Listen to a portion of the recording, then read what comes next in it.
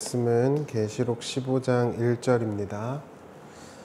또 하늘에 크고 이상한 다른 이적을 보매 일곱 천사가 일곱 재앙을 가졌으니 곧 마지막 재앙이라. 하나님의 진노가 이것으로 마치리로다. 아멘. 우리가 지난 시간 인자 같은 이의 추수와 천사 같은 이의 추수에 대해서 함께 나누었죠. 인자 같은 분의 추수는 성도를 향한 것이며 승리를 향한 것입니다. 그러나 천사의 추수는 세상을 향한 것이고 심판을 위한 것입니다.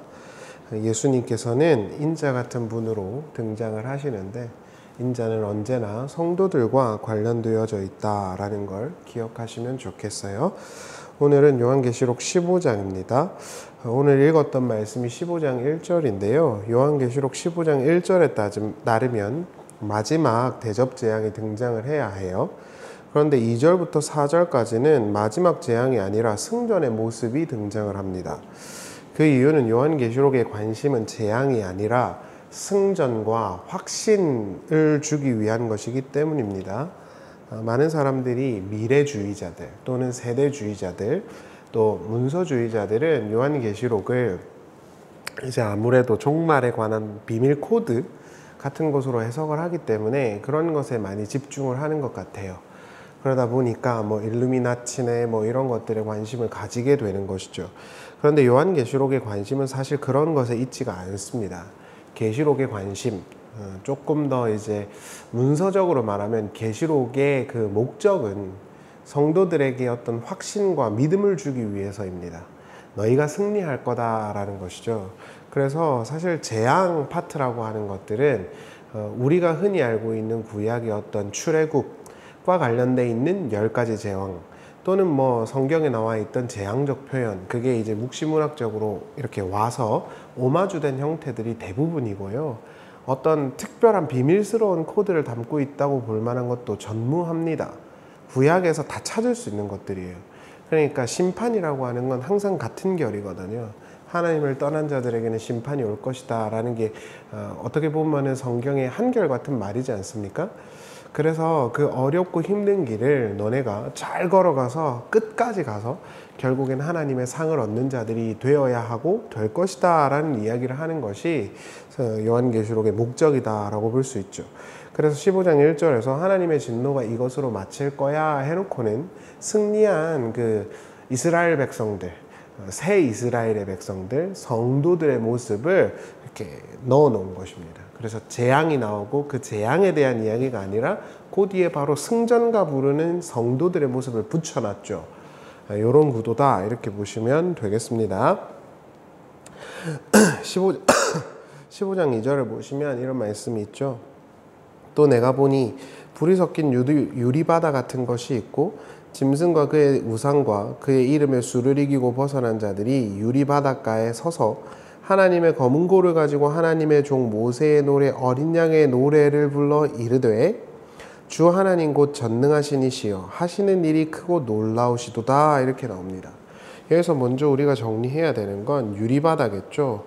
유리바다 같은 것들이 있고 그 유리바다를 벗어났는데 짐승과 짐승의 수를 이긴 자들이 유리바다 곁에 서 있다라고 성경이 말을 하고 있죠. 당연히 이 유리바다는 홍해를 떠올리게 하는 것임이 틀림없어요.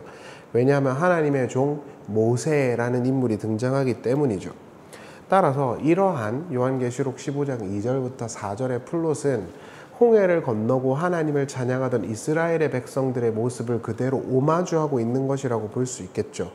단 게알디스포스의 의견처럼 어린 양의 노래를 덧붙임으로써 어린 양의 노래라는 표현을 덧붙임으로써 그렇게 구약에서 하나님을 찬양했던 그 홍해 곁에 있던 이스라엘이 결국 어린 양을 따르는 그 하나님의 성도들일 것임을 보여주는 것이죠.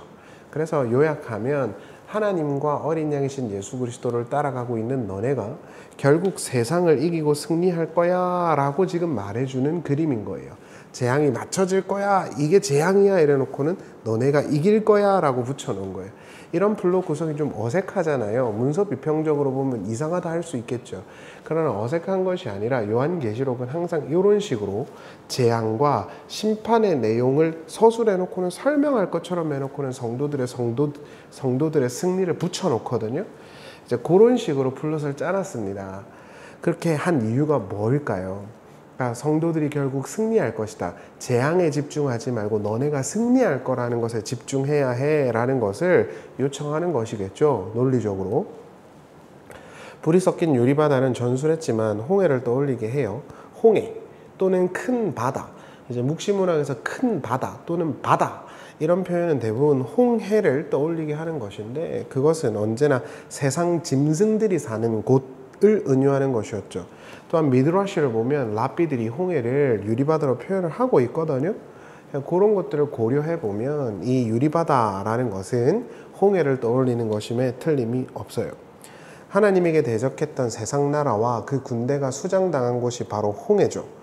그리고 홍해 곁에 서서 세상을 이긴 자들이 성도들인 거예요. 우리라고요. 어린 양을 따라가는 자, 죽임당한 어린 양을 따라가는 자, 그들이 결국 승리할 것이다 라는 것을 보여주는 거예요. 현재 짐승들이 득세하고 세상이 득세하는 것 같아도 결국 그들은 수장되고 너네가 결국 승리할 거니까 어린 양 예수의 길을 잘 따라가야 해 라는 그 심상을 던져주고 있다는 말입니다.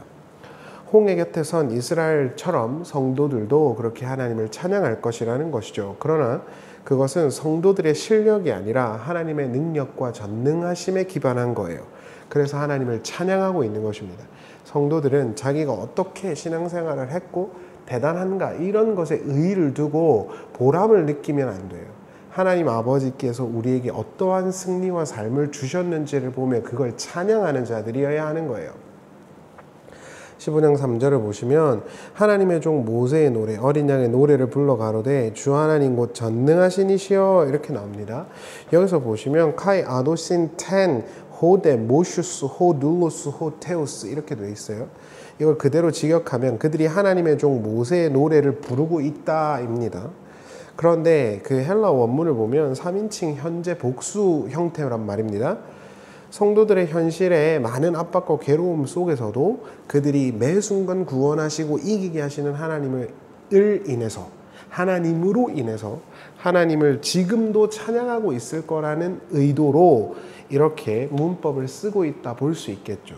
요약하면 언젠가 천국 가서 하나님을 찬양할 거야가 아니라 이 세상과 나를 힘들게 하는 압박과 고난 속에서도 매 순간 건져주시고 인도하시는 하나님으로 인해서 하나님을 찬양할 거야 또는 찬양하고 있을 거야, 이런 의도가, 메시지가 여기 들어와 있는 거예요.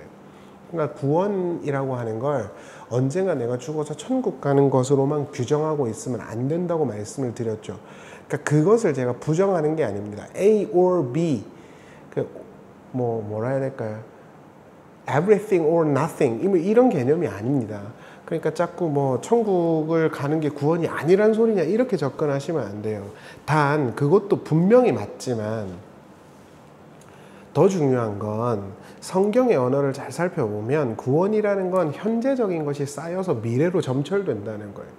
그러니까 오늘 나에게 많은 어려움과 압박과 핍박이 있지만, 그리고 힘듦이 있지만 그 속에서 매 순간 우리를 구원하시는 그 하나님으로 인해서 구원자이신 하나님을 경험하는 것, 일단 그게 첫 번째 구원에 대한 이해여야 돼요.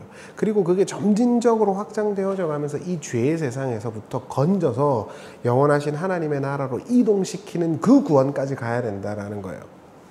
그러니까 성경을 그렇게 보셔야 되는 거지, 여기 너무 힘들고 어려워 이렇게 있다가 그냥 죽어서 천국 가면 구원받겠지 정도로 이해하시면 안 된다고 말씀을 드리는 것입니다.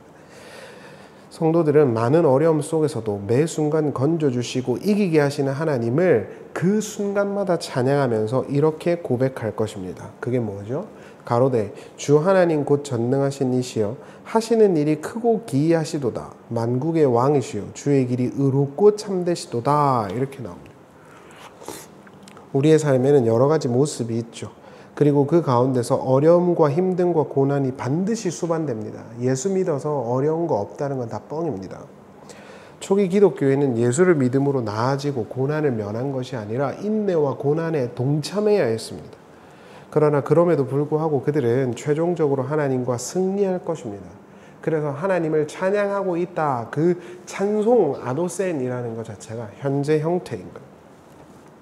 4절을 보시면 주여 누가 주의 이름을 두려워하지 아니하며 영화롭게 하지 아니하리이까 이 대목을 그대로 직역하면 주님을 누가 두려워하지 않게 되었으며 당신의 이름을 영화롭게 하지 않을 것입니까? 라고 번역을 하는 게 맞는데 여기서 두려워하지 않다에 상응하는 그 포베어는 수동태 부정과거 시제예요. 이미 하나님을 경외하고 두려워하는 좋은 의미에서의 하나님을 두려워하고 경외한다라는 것 자체가 예정되어져 있는 거예요. 하나님을 두려워할 줄 아는 사람들, 그게 성도들이라는 것이죠. 근데 흥미로운 건 여기서 영화롭게 하다에 상응하는 그 독사세이는 미래 형태예요. 그러니까 하나님을 두려워하고 하나님의 그 위대하심 앞에 압도되어서 하나님을 찬양하게 될 거야, 이런 뜻이에요. 과거와 미래와 현재가 적절하게 다 섞여 있죠. 그러니까 요한계시록을 잘 살펴보시면 딱 하나의 시제가 없어요. 그러니까 요한계시록을 보면서 미래의 어떤 코드로 해석한다, 또는 미래의 어떤 단체들을 예언하고 있는 것으로, 자기네 단체들을 예언하는 것으로 해석하는 것은 헬라어 원문의 어떤 취지를 배격하는 것입니다. 그런 성경에서 있을 수가 없어요. 그런데 이렇게 하나님의 그 이름을 영화롭게 하게 되고 하나님을 두렵게 하게 되기로 작정된 것은 그 이유가 뭐냐 하면 뒷구절에 보면 이렇게 나와요. 오직 주만 거룩하시니이다. 주의 의로우신 일이 나타났음에 만국이 와서 주께 경배하리이다 하더라, 이렇게 나와요.